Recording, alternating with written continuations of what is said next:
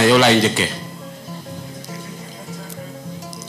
lu nga xam ni bëgg naa ko def si réew bi pour réew bi mu mun a jëm si kanam dama wax ni loolu maa ngi si taxaw te defe naa yéen ñëpp gis ngeen ko si ni nga xamante ni taxaw naa ko pour jëmale réew bi pour mu dem si kanam loolu defe naa wane ngeen si seen mbégte ak seen kontante ba tax na invité naa leen ndogu jox leen macha allah lii war ngeen ko bind bu suba war ngeen a bind lépp lu nga xam ni jëm na si tufe yi war ngeen a bind lu nga xam ni jëm na si yaasa yi war ngeen a wax aussi tamit li nga xamante ni jëm na si michu yi ay xar yu ndaw la ay bali yu ndaw mais bali yu ndaw xam ngeen ni géej ngeen ko lekk ay pël ngeen doon lekk donc bu fekkente ni bi indil naa leen ay bali yu ndaw lii day war ni réew bi mu ngi jëm si kanam te loolu mooy lu nga xam ni mooy suma taxaw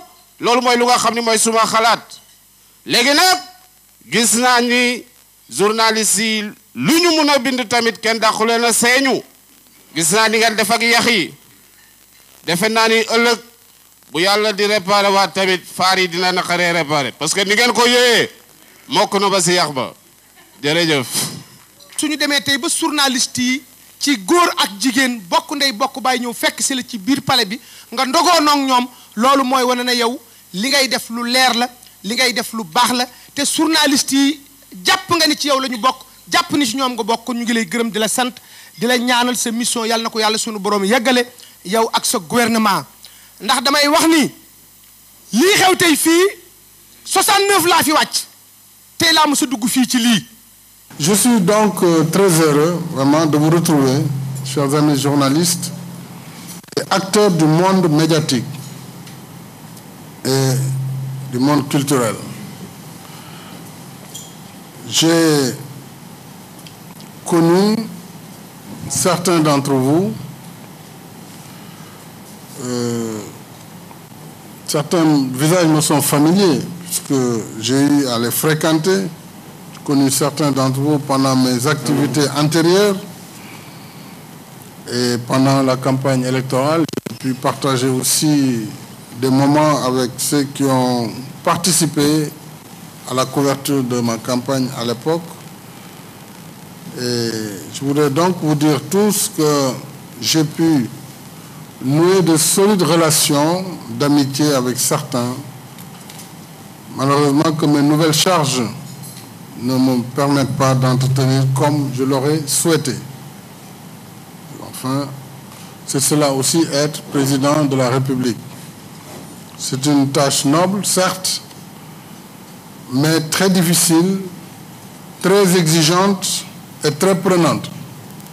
J'espère que tous mes amis, y compris ceux de la culture, je crois d'ici la table de la culture, du cinéma, de la littérature, j'ai récolté beaucoup de livres ce soir. Je vous en remercie. Mais je sais qu'on ne peut pas inviter des journalistes sans leur dire un mot. Je voudrais rappeler simplement que lorsque j'ai été porté à la tête du pays, les priorités étaient dans tous les domaines. Les ménages espéraient une réduction rapide des prix des denrées. Les travailleurs demandaient des augmentations de salaire dans tous les secteurs. Les chômeurs voulaient du travail et dans l'immédiat. 3 mois après la mise en place du gouvernement, je devais apporter une solution d'urgence au monde rural. En raison d'une précédente campagne désastreuse, due principalement d'ailleurs à la météo et également à une absence de prise en charge convenable des intrants. Au même moment, il fallait préparer la campagne agricole 2012-2013 et organiser les secours dans les zones inondées en raison d'une pluviométrie particulièrement abondante l'année dernière. Nous nous sommes mis, mon gouvernement et moi, à la tâche immédiatement en privilégiant l'acte sur la parole. Nous avons fait le pari de l'action en oubliant parfois à notre détriment la nécessité de la parole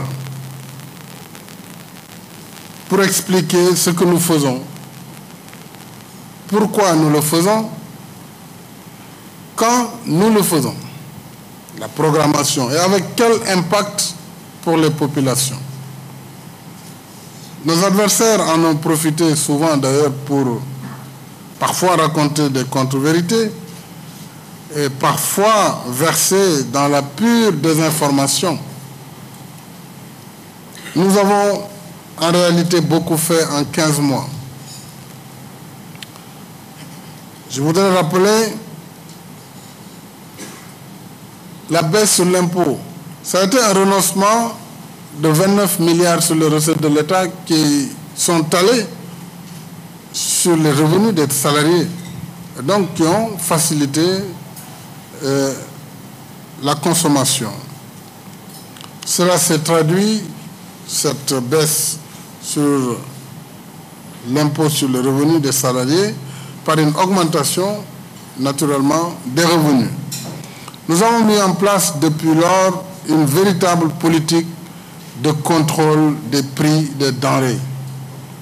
Lorsque j'entends encore des gens dire que rien n'a baissé, vraiment il y a problème. Je pourrais vous donner tout à l'heure, et je sais que vous connaissez les prix des denrées de base sur le marché. Nous pourrons y revenir. Nos efforts envers le monde rural ont été récompensés par une excellente campagne agricole 2012. Le paiement de la dette due au monde rural, paiement intégral, toutes les dettes antérieures. Et grâce à une bonne politique, les paysans ont pu vendre l'année dernière leur production à des prix aux producteurs rémunérateurs et jusque-là jamais atteints.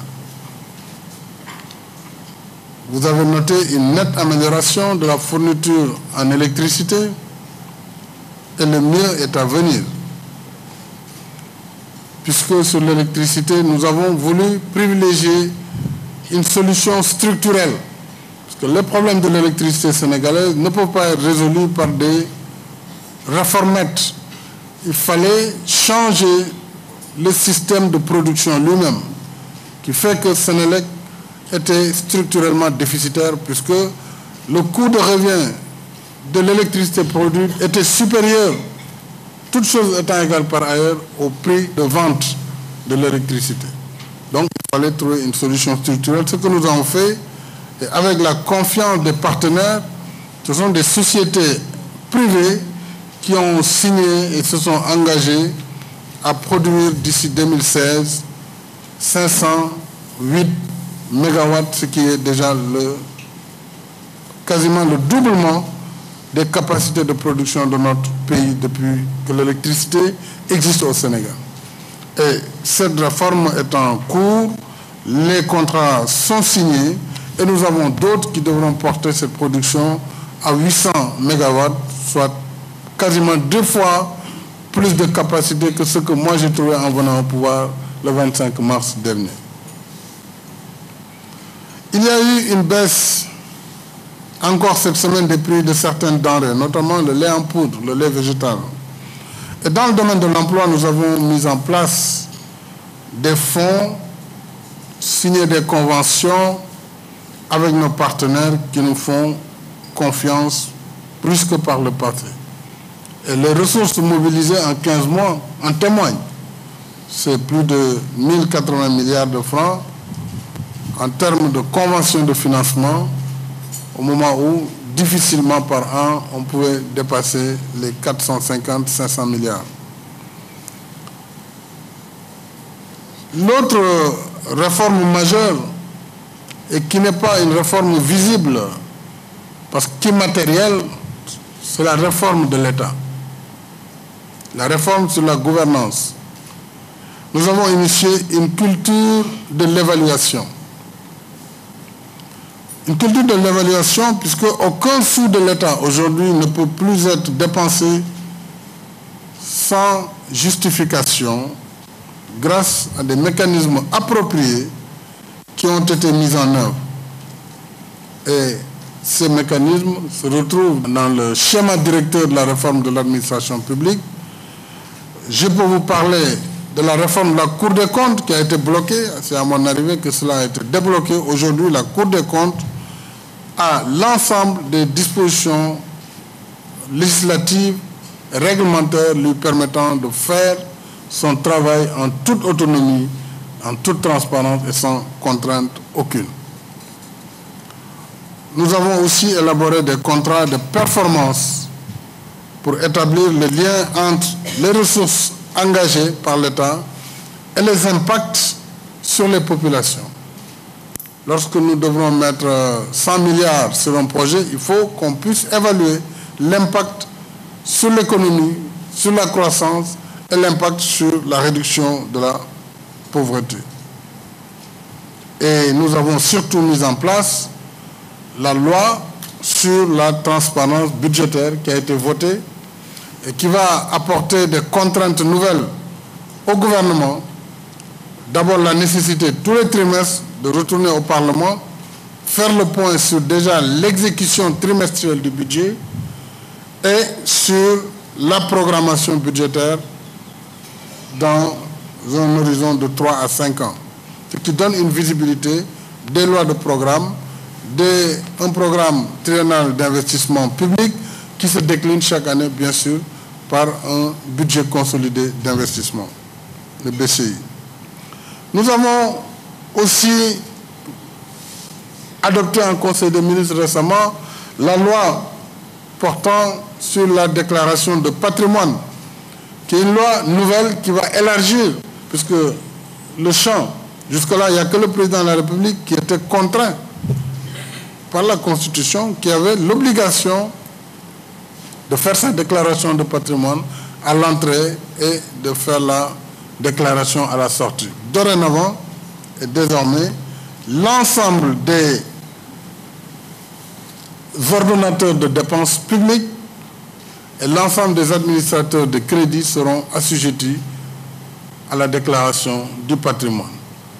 Pour ne pas mettre l'ensemble du pays, évidemment, nous avons mis un plafond pour quand même que les budgets soient, disons, atteignent le montant de 500 millions par an, pour ne pas que tout le monde passe son temps à faire des déclarations.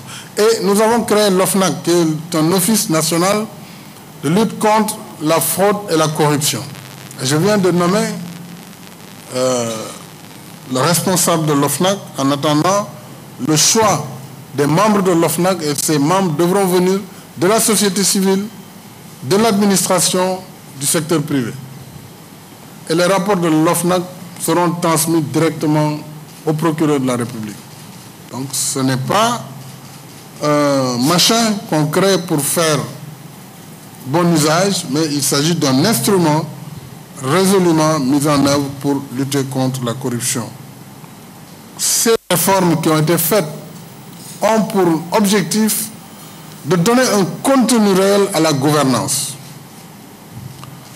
La gouvernance, et c'est pourquoi je suis vraiment très touché lorsque je vois, malgré ces efforts qui sont faits, qui sont reconnus par la communauté internationale, qui ne va pas faire de la complaisance avec l'État du Sénégal, n'ont aucune raison pour faire de la complaisance. Lorsque ces partenaires, premier chef desquels les institutions de Bretton Woods, la communauté elle-même reconnaît nos efforts au point de nous accompagner dans nos politiques, lorsque je pose un problème de fond sur la mobilisation des ressources, sur la célérité dans les procédures, il ne faut pas qu'on ramène la question à du gré à gré, vulgaire, puisqu'il ne s'agit pas du tout de cela. Tous ces instruments dont je viens de vous parler ont pour vocation de mettre des filtres et des dispositifs qui empêchent la déprédation des ressources publiques. Et le principe de l'imputabilité, le principe de rendre compte de sa gestion est devenu désormais un principe consacré. Mais lorsque les procédures sont telles, je ne parle pas du code des marchés, parce qu'il ne faut pas aussi faire la confusion. Toutes les procédures ne concernent pas le code des marchés publics, sur lequel je n'ai pas de problème particulier en dehors des réformes nécessaires à mener. Et là-dessus, J'ai reçu les membres de l'ARMP, de la DCMP, les membres de la société civile pour attirer leur attention sur la nécessité de raccourcir les délais lorsqu'il s'agit de faire des appels d'offres. Les délais, tous les délais devront être raccourcis puisque nous avons une exigence citoyenne de plus en plus forte. Et nous nous inscrivons dans la voie de la démocratie, la limitation des mandats. Moi-même, j'ai renoncé, vous le savez, à 2 ans d'exercice du pouvoir. Donc quand je passe du septennat au quinquennat, il faut accélérer la cadence. Il ne faut pas rester avec le même rythme et vouloir à l'issue avoir des résultats. Donc il faut que les procédures soient accélérées.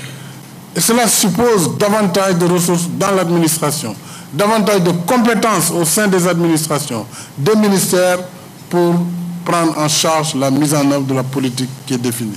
Aujourd'hui, le monde est considéré et constitué par des puissances anciennes qui étaient là et des puissances émergentes nouvelles. On ne peut pas ne pas tenir compte de la réalité du monde d'aujourd'hui. Ces puissances émergentes offrent des possibilités de financement, d'accès au crédit pour le développement des infrastructures dans nos pays. Et les procédures dans ces cas sont beaucoup plus allégées.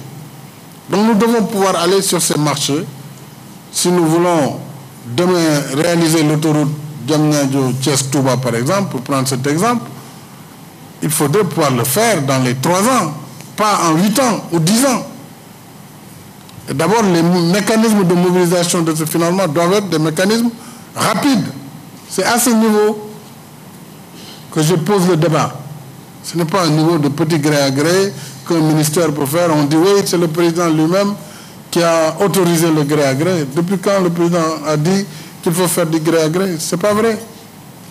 Donc, il faut quand même qu'on nous juge sur ce que nous avons dit et qu'on ne travestisse pas notre pensée, puisqu'il s'agit aujourd'hui de faire en sorte que les procédures ne soient pas des obstacles par rapport à la réalisation de nos objectifs, mais aussi par rapport à nos impératifs de transparence, puisque tous ces dispositifs ont vocation à être des garde-fous pour que les gens ne dérapent pas. On sait qu'en matière d'infrastructure, s'il n'y a pas suffisamment de garde-fous, les dérapages sont rapides. Mais en même temps, il faut que nos pays soient capables de bénéficier de toutes ces ressources mises à disposition. La Chine récemment a mis 20 milliards de dollars pour le développement de l'Afrique. Le Japon, pareil. Le Brésil a des facilités. Alors, il faut qu'en même temps que nous pouvons mobiliser les financements avec nos partenaires de tous les jours, l'Union européenne, les États-Unis, la France, nos amis, que nous puissions aussi accéder à ces nouvelles ressources. Mais les dispositions du Code ne doivent pas être un frein. Mais là-dessus, il y a une concertation en vue pour identifier les projets structurants majeurs qui peuvent bénéficier de ce type de financement. En ce moment, nous pourrons apporter les procédures adéquates pour que la réalisation de ces procédures puisse être faite dans les meilleurs délais. Initialement, nous avions prévu un Ndougou, mais j'ai tenu compte de vos préoccupations et je vais donc répondre à peut-être 3 ou 4 questions concernant la problématique de l'emploi, surtout la relation entre emploi et développement agricole. Je voudrais vous dire que le constat général qui a été fait depuis nos indépendances, c'est que le monde a toujours souffert d'abandon et de négligence. Et depuis l'indépendance, les transferts d'argent public de l'État vers le monde rural ont été des transferts extrêmement faibles. Et nous avons pensé que cette population majoritaire, parce que malgré le développement de l'urbanisation, la population rurale reste encore plus importante, autour de 55% par rapport aux citadins. Alors que les transferts ont été extrêmement faibles, presque moins de 10% de ressources. Aujourd'hui, la tendance est d'inverser et de transférer le maximum de ressources possibles vers le monde rural pour accroître ses capacités de production. Cela se traduit concrètement par les politiques que nous avons mises en œuvre, qui ont pour nom, d'une part, les politiques d'équipement du monde rural, la modernisation des méthodes culturelles, la mécanisation. Sur ce chapitre particulier, vous savez que rien que l'année 2013, nous allons injecter 42 milliards de francs rien que pour acquérir 1000 tracteurs qui vont aller dans le monde rural. Je ne parle pas de ce qui a été mis cette année pour le matériel attelé, parce que la mécanisation aussi, il faut y aller graduellement. Et ne pas perdre de vue que l'agriculture familiale doit être soutenue, en même temps qu'il faudrait développer une agriculture moderne, un agrobusiness, pour à la fois augmenter les productions, mais aussi augmenter les revenus des familles. Donc c'est la raison pour laquelle nous continuerons à investir sur le matériel attelé et nous allons en même temps investir sur la mécanisation. Et pour qu'il y ait une productivité importante, il faut agir d'une part sur le premier facteur, c'est le foncier. J'ai lancé une réforme présidée par Maître Doudou Ndoye avec la Commission nationale de la réforme foncière. Il faut que le statut de la terre soit revisité, que les propriétaires puissent disposer des bienfaits de leur terre, mais également que ceux qui veulent investir sur l'agriculture puissent avoir des facilités à obtenir le crédit et donc à développer cette activité comme une activité économique. Nous avons lancé de vastes programmes pour le renouvellement du capital semencier, puisque des semences qui n'ont pas de potentiel germinatif, tel que nous le vivons aujourd'hui sur l'arachide, ne permettent pas d'avoir des rendements efficaces. L'arachide, nous sommes à 0,8 tonnes, 800 kg par hectare, au moment où certains pays sont à 3 tonnes à l'hectare. Ça voudrait dire que si nous arrivons à obtenir les mêmes rendements pour les mêmes superficies, nous multiplions par 3 les revenus des paysans, pour les mêmes superficies. L'année dernière, avec 500 000 tonnes d'arachide vendues en moyenne à même 200 francs, bien que par pointe, le kilo a pu atteindre 250, voire 300 francs. Mais 200 francs, si vous mettez 1 million de tonnes, vous faites le calcul, ça vous donne, voilà, vous faites 200 000 fois 500 000, et puis vous êtes pas loin de 100 milliards de francs CFA. Et ça va directement chez les paysans.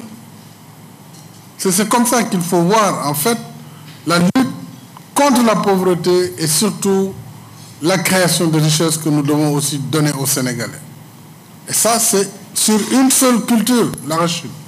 Je ne parle pas des cultures horticoles, qui ont un potentiel encore plus élevé, une valeur ajoutée plus importante. Et l'agriculture, je puis vous donner l'assurance que l'agriculture dans les fermes, c'est la face visible, mais nous ne pouvons pas faire une révolution agricole en nous basant seulement sur les fermes agricoles.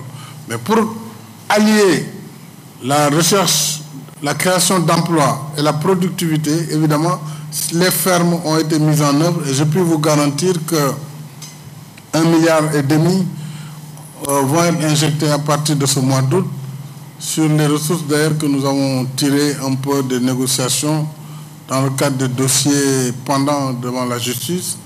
Et c'est en moins de 30 milliards qui ont été mobilisés, qui serviront en priorité de démarrer l'université du Sine Saloum, ensuite de construire des pavillons pour les étudiants, troisièmement de mettre des ressources pour les fermes agricoles qui avaient des difficultés mais qui vont être relancées, quatrièmement de financer les femmes de la diaspora et de financer un certain nombre d'ambulances pour les régions périphériques, les communautés rurales éloignées, ainsi que d'autres projets prioritaires qui ont été définis, pour ne parler que de cela. Donc la question de l'emploi, il faut l'analyser de cette manière structurelle à travers des secteurs qui sont générateurs d'emplois massifs. L'agriculture en est l'un des premiers secteurs. La relance du tourisme que nous sommes en train de mettre en œuvre donnera ses résultats aussi, puisque le tourisme, s'il est bien mené, constitue l'un des secteurs qui peuvent le plus générer des emplois, puisqu'il y a énormément d'emplois liés au tourisme. Tous les métiers de l'hôtellerie, tous les métiers de l'hébergement. Et nous avons articulé une politique de formation professionnelle qui va être basée aujourd'hui sur la mise en place de nouveaux lycées professionnels. Je ne parle pas des lycées techniques, ce sont des lycées professionnels qui vont être articulés avec les dispositifs existants. Et nous allons aussi, avec les ressources dont je vous ai dit tout à l'heure, financer 2 lycées, un à Sandiara et un à Fatick, pour démarrer le test sur la base d'une coopération avec la Suisse, mais aussi avec la Banque africaine de développement. Et ces modèles vont nous permettre, à terme, de développer à Ziguinchor, pour le pôle sud, au nord et au centre, des lycées de référence, et ceci à partir de fin 2014, puisque nous avons juste le temps de la construction, les moyens sont disponibles pour la construction. Là aussi, comme je vous dis, il nous faut assez rapidement, même si vous avez l'argent, pour réaliser, il vous faut du temps, il faut le comprendre. Parce qu'on ne peut pas aller dépenser comme ça l'argent. Je ne peux pas me réveiller, prendre un entrepreneur A parce que je suis pressé. Donc, c'est pourquoi je dis la question des procédures, elle se pose même si l'argent est au trésor. Il faut trouver les mécanismes pour dépenser assez rapidement cet argent et répondre aux préoccupations de nos compatriotes. Donc, je voudrais vous donner l'assurance que sur l'agriculture, vraiment, les réformes sont engagées et les bailleurs de fonds nous accompagnent pleinement, aussi bien dans le renouvellement global du capital semencier, qu'il s'agisse du riz sous pluie, du riz également en irrigation, qu'il s'agisse de l'arachide, qu'il s'agisse des céréales ou de l'arboriculture. Nous avons engagé les réformes structurelles majeures pour nous permettre d'accroître les capacités productives du Sénégal. S'agissant de la question de Abdou Karim Diarra, alors, il me demande de donner un discours rassurant parce que Réumi dafa Macky. Alors, je voudrais dire simplement que si Macky signifie ou Réumi dafa Macky, de lutter farouchement contre la fraude ou de lutter contre la spéculation, de lutter contre l'argent sale qui ne bénéficie pas au développement du pays. Ça peut bénéficier à des individus qui auront des super villas aux Almadies, qui toutes les semaines prendraient l'avion pour faire le tour du monde, etc., etc. Ils iront dans les casinos. Oui, pour combattre cela, je n'aurai aucun état d'âme. Parce que cet argent ne profite pas véritablement au développement économique et social de notre pays. Jamais le Sénégal n'a été aussi liquide, contrairement à ce qui se raconte. Hier, c'est devant les bailleurs de fonds que je vous l'ai dit. La Banque centrale a indiqué, jamais il y a eu autant de transferts d'argent vers le Sénégal. Venant des partenaires d'abord, malgré la baisse de la contribution de notre diaspora, eu égard aux crises en Europe, aux États-Unis, un peu partout. Ça a baissé ce volume. Et malgré cette baisse, globalement, aujourd'hui, les salaires sont payés dans la fonction publique, même dans le secteur privé. Il y a des entreprises qui ont des difficultés, c'est vrai. La dette intérieure a été réduite. Nous avons payé énormément de dettes à notre arrivée. Alors, donc quand on me dit que l'argent ne circule pas, j'aimerais savoir de quel argent on parle. Et nous sommes en train de lancer les chantiers. Ceux qui veulent travailler pour le développement du pays, ceux-là ne diront pas qu'il n'y a pas d'argent. Donc je ne comprends pas qu'on me dise l'argent ne circule pas, mais quel argent qui ne circule pas? Ou alors peut-être il y a des gens qui ont des réserves chez eux, qui n'osent pas le faire circuler. Je pense qu'ils peuvent quand même dépenser leur argent, si tant est qu'ils ont de l'argent chez eux. On va quand même pas... je ne sais pas, je ne vais pas me hasarder d'ailleurs, parce que ça c'est l'affaire de la justice. Mais le Sénégal, objectivement, aujourd'hui, est sur la bonne rampe. Parce que si nous n'avions pas la confiance, notre diplomatie ne serait pas ce qu'elle est aujourd'hui. Vous croyez que le président des États-Unis, c'est parce que je lui plais qu'il vient ici? Non, c'est parce qu'il y a un code de lecture sur chaque pays, sur les politiques qui sont menées. Est-ce que nous sommes sur la bonne voie? Est-ce que ce pays est engagé dans la bonne gouvernance? Est-ce que ce pays est engagé dans la transparence et la démocratie? C'est ça les vraies questions. Ce n'est pas les détails qu'on pose dans les palabres et qui voudraient créer des effets de mode de Kébi Dofo-Macky. Si c'est pour remettre de l'ordre, oui, ça, ce serait sans état d'âme. Et par contre, tout ce qu'il faut faire pour promouvoir l'emploi, pour faciliter l'implication de nos entreprises, de notre secteur privé dans les grands travaux du président de la République et de l'État, nous le ferons pour que les Sénégalais aient plus accès aux richesses. Donc voilà, les paysans ne le diront pas, puisque jamais ils n'ont eu autant de revenus. Les paysans ne le diront pas. Il y a d'autres qui ont parlé, oui, les semences quand même, parce qu'il y a des spéculateurs dans ce pays, il faut le savoir. Ils ont toujours vécu dans un confort au détriment de l'État. Ça, c'est dans tous les secteurs de notre pays. Vous allez à l'hôpital, vous payez, l'argent que vous payez va servir à quoi? Il faut le voir. Est-ce que ça va servir à équiper les laboratoires ou même à acheter des réactifs? Non. Ça servira à alimenter des salaires ou des gratifications. C'est ça la vérité. Je ne le dis pas pour que demain tel syndicat se lève, mais c'est la réalité. Il y a une sorte de crime collectif commis au détriment des malades, qui malgré tout, malgré l'absence de ressources, sont obligés de payer un ticket modérateur. Mais est-ce qu'ils reçoivent des soins en conséquence? C'est ça la vraie question. Donc quand on attaque ces questions, qui sont des questions de fond, la corruption dans notre société, évidemment on touche à beaucoup d'intérêts. Et il y a une sorte de coalition qui se forme. Mais nous n'avons cure de ces coalitions qui se forment. Parce que ma conviction est faite que d'abord, c'est par la volonté des Sénégalais que je suis là où je suis. Donc, je suis là pour faire les réformes, pour faire avancer le pays. Et ça, je ne pourrais pas reculer parce qu'il y a des groupes de pression où il y a des gens qui essaient de faire peur, utilisant souvent la presse d'ailleurs pour cela. La presse aussi, elle joue son rôle, elle amplifie les messages. Mais je veux vous dire que le pays profond ne dit pas cela. C'est ma conviction. Le pays profond attend de l'État un soutien réel. Et nous le faisons. Dans les semences, dans les engrais, dans le matériel agricole, dans l'éducation. Je vais mettre plus de 1200 lits d'ici l'année prochaine dans les universités. Nouvelle capacité. Je suis en train de négocier aussi avec des formes innovantes, peut-être d'élargir les BOT jusque dans le secteur universitaire, même dans les prisons, de plus en plus. Il y a des entreprises qui vous construisent ça, qui gèrent et l'État paye, parce que l'État ne sait pas gérer.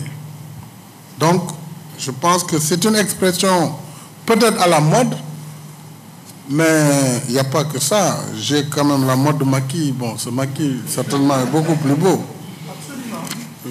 Je voudrais parler plutôt de ce maquis plutôt que du reste. Donc, vraiment, si maintenant maquis, ça veut dire que voilà, les gens qui ne sont pas dans les... Hier, la douane a arrêté la drogue, énormément de drogue. Mais vous voulez qu'on se croise les bras devant de tels fléaux? Ce n'est pas possible. Il faut que nous combattions ces fléaux. La drogue, on ne peut pas la tolérer dans ce pays. Donc j'ai déjà instruit la direction générale des douanes pour dire qu'il faut redoubler de vigilance. Il faut me contrôler ce qui se passe sur le corridor Dakar-Bamako. Parce que là aussi, la volonté de dire oui, c'est la CEDEAO, il ne faut pas que les barrières bloquent le commerce, ne va pas être l'occasion pour faire passer de la drogue à longueur de journée. On ne peut pas l'accepter. Il faut que la douane continue la vigilance et qu'on lui donne tous les moyens pour débusquer tous ces trafiquants qui ne font que détruire le tissu social de notre pays. Les conséquences de la drogue sont catastrophiques pour un pays. Donc c'est un combat global que nous devons tous engager et gagner ensemble. Alors, donc je rassure ceux qui veulent être rassurés que nous avons réduit très substantiellement la dette intérieure et nous allons, avec la mobilisation des ressources récemment obtenues de l'emprunt, vraiment relancer complètement la machine sur les travaux.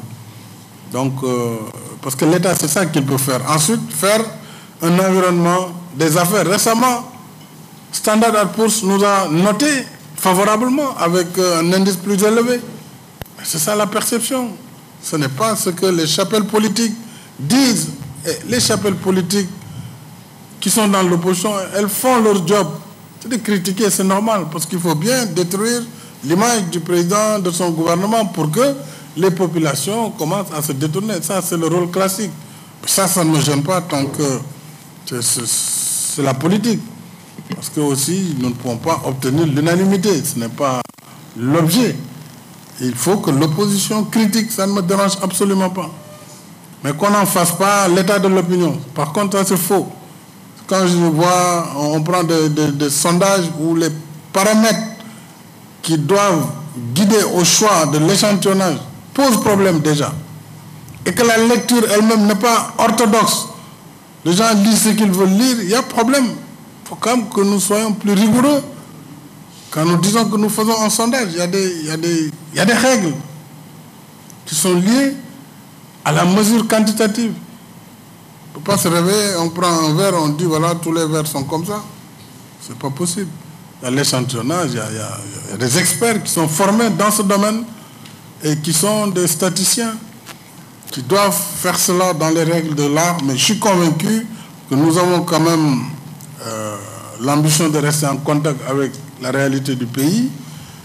Nous savons à peu près ce que pense le pays et ce que nous devons faire pour justement coller aux préoccupations profondes du pays. Et je l'ai tellement compris que l'opinion dakaroise n'est pas forcément l'opinion du pays, que moi, 3 ans avant les élections, j'ai laissé les politiciens ici pour aller dans le pays profond. Parce que ce qu'on a dans les quotidiens, ce n'est pas la réalité du pays. Ce n'est pas la réalité de l'opinion. Ce n'est pas que je sois contre la presse, au contraire, sinon je ne vous aurais pas invité. Mais je veux dire que les hommes politiques doivent comprendre que la réalité est différente de la revue de presse quotidienne.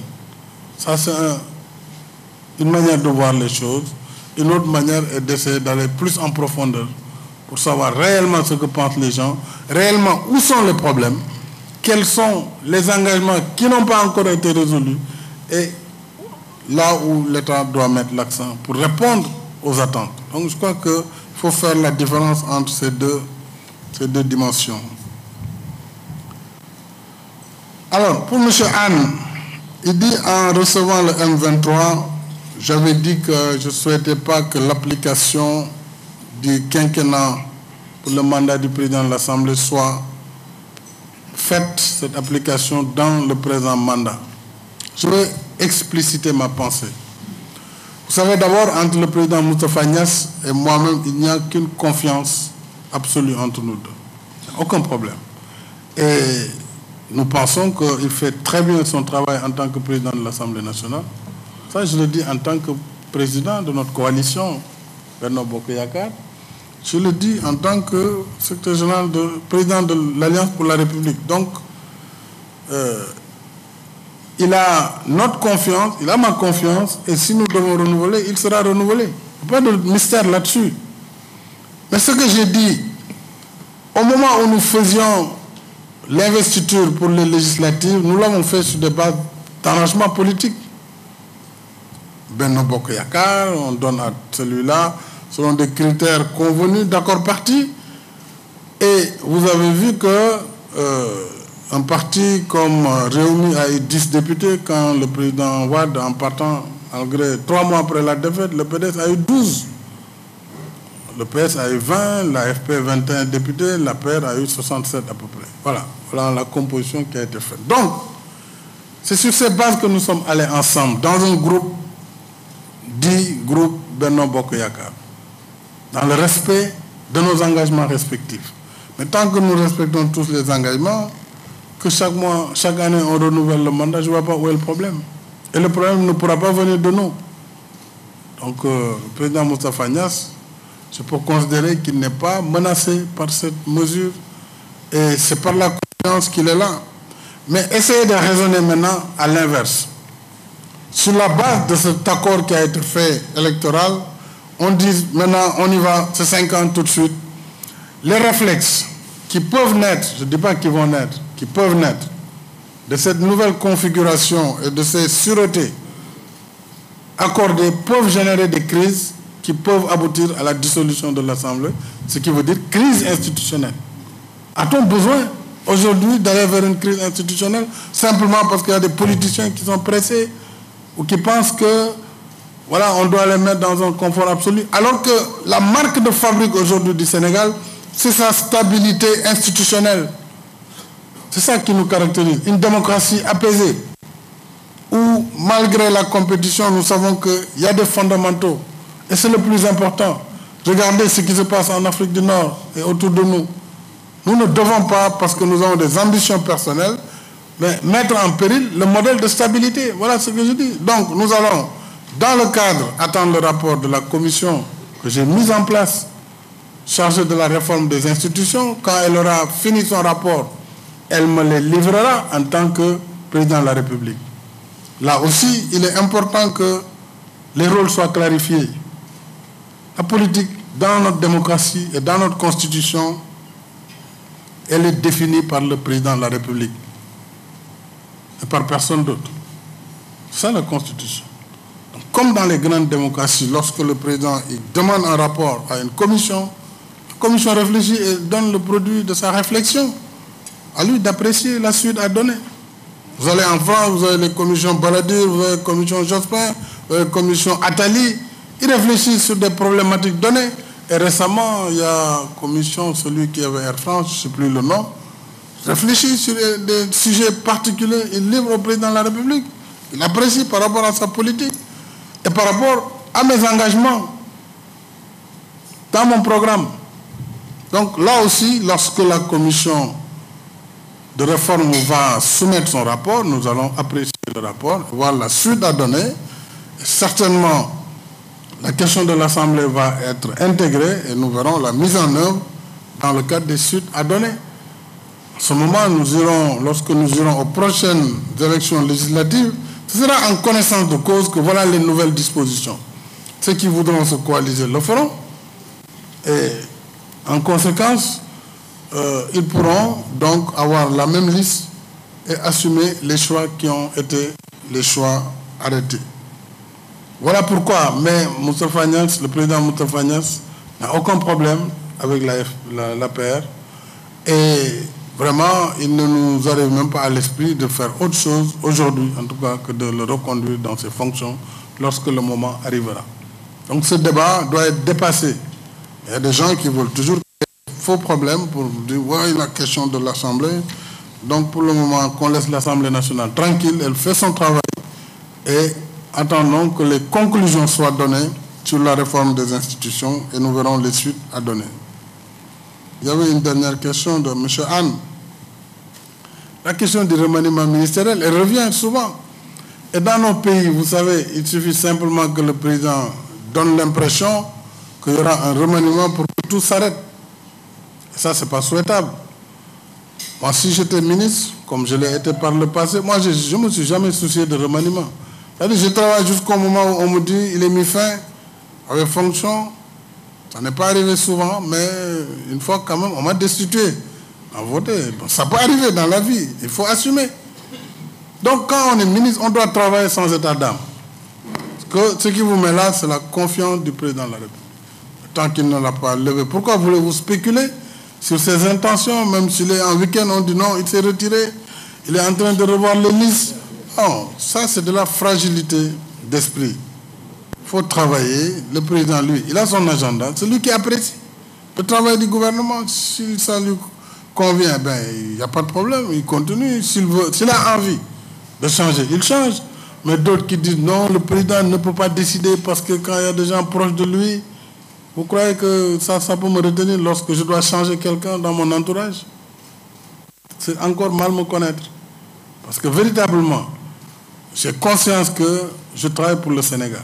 Si une position n'est pas bien tenue, je la change sans état d'âme. Ça ne doit pas changer les rapports avec la personne, mais si elle le conçoit comme tel, qu'à cela ne tienne. Je le fais dans l'intérêt supérieur du pays. Donc pour le moment, moi, le conseil que je peux donner, travaillez sans vous soucier de ce que le président fait. Le président, il a son agenda, il n'a qu'à faire ce qu'il a à faire, les ministres n'ont qu'à faire leur boulot. Maintenant, comme ça, tout le monde est tranquille. Mais certainement aussi, il y a beaucoup de charlatans qui vont faire croire qu'il y aura un remaniement imminent pour... Et ça, c'est peine perdue, hein, vous savez. Alors, pour Madame Maïmouna Ndour, c'est Faye, Maïmouna Ndour Faye. C'est une bonne sérère. Non, Madame, je n'ai débauché personne.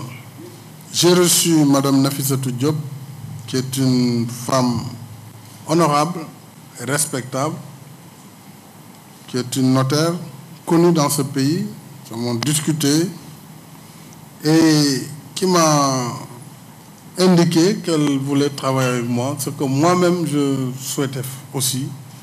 Donc nos deux volontés se sont croisées. Elle a accepté de venir travailler à mes côtés. Et moi j'ai besoin aussi de femmes, comme de Sénégalais de tous bords, qui peuvent venir m'accompagner dans la mission qui m'est confiée. Nous avons besoin de compétences dans tous les domaines. Alors, qu'elle soit politique ou non politique d'ailleurs. Quelqu'un qui considère qu'aujourd'hui, elle veut changer de cap, vous voulez que je lui dise non, je ne te reçois pas. Ça n'a pas de sens. Donc, ce n'est pas une question de débauchage. Je l'ai accueilli avec beaucoup de plaisir et je souhaite d'ailleurs que les gens autour de moi puissent lui faire montre de la même ouverture, puissent l'accueillir. J'ai déjà fait un appel pour tous ceux qui, en tout cas, considèrent que dans la